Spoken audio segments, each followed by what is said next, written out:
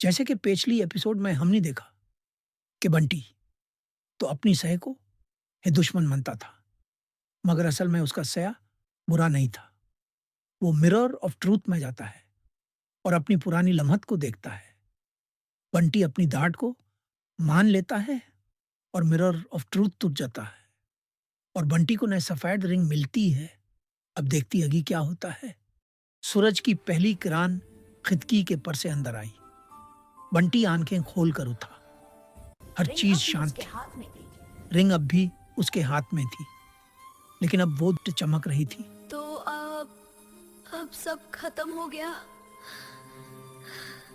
लेकिन उसके दिल में एक अजीब सा सुकून नहीं, बल्कि एक हल्का सा बोझ था।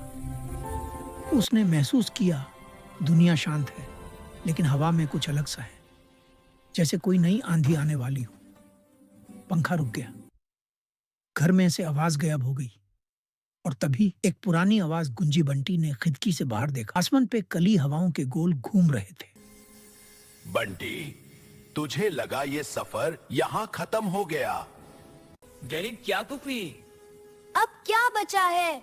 मैंने तो अपने अंधेरे को जीत लिया। अंधेरा कभी जीता नहीं सकता। सिर्फ संतुलित किया जा सकता है। अब तू तैयार है? रोशनी जाग रही। बंटी ने अपने आप को वापस उसी जगह खड़ा पाया जहां सब शुरू हुआ था, पुराने संदूक के पास। लेकिन अब वो स्टोर रूम नहीं था, बल्कि टूट चुकी दुनिया के राख से भरा एक पोर्टल था। एक रोशनी का दरिया उसके सामने खुला। हमसे पहले अंधेरा और रोशनी एक होते हैं। तेरे अंदर अब दोनों हैं, पर इस दुनिया का संतुलन टूट गया है। बंटी, मैं क्या कर सकता हूँ? रोशनी का बलिदान देना होगा ताकि अंधेरा समाप्त हो। सिर्फ एक रूह दोनों को एक कर सकती है।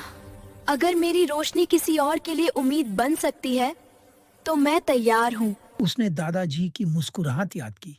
बंटी हवा में उठ गया। उसके चारों तरफ रोशनी के चक्कर बनने लगे। उसका शरीर रोशनी बन रहा था। याद रख, रोशनी का बलिदान हार नहीं होता, ये ही जीत है। सब बचाते। मैं तैयार हूँ दादाजी।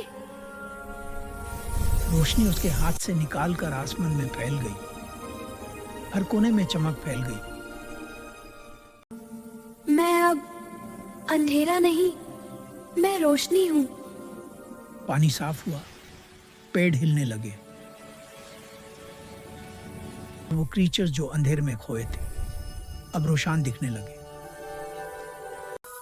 रोशनी जाग गई है, दुनिया बच गई। सब कुछ रोशनी में डूब गया था।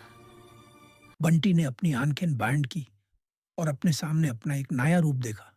बिना रिंग, बिना डर के, सिर्फ एक हल्का मुस्कुराता चेहरा। एक नई दुनिया बनने लगी, जहां पेड़ों के पत्ते से रोशनी टपक रही थी और आसमान में नए तारे चमक रहे थे।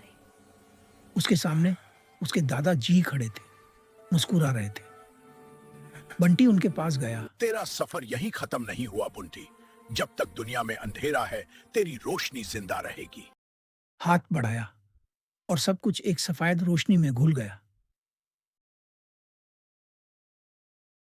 एक छोटा बच्चा अपने कमरे में एक पुरानी किताब देख रहा था। पर लिखा था story of Bunty and the mysterious world. पुरानी रिंग के टुकड़े अंदर रखे थे। क्या ये सब सच था? तभी हवा का झोंका आया और खिड़की से एक रोशनी की किरण उस रिंग पर पड़ी।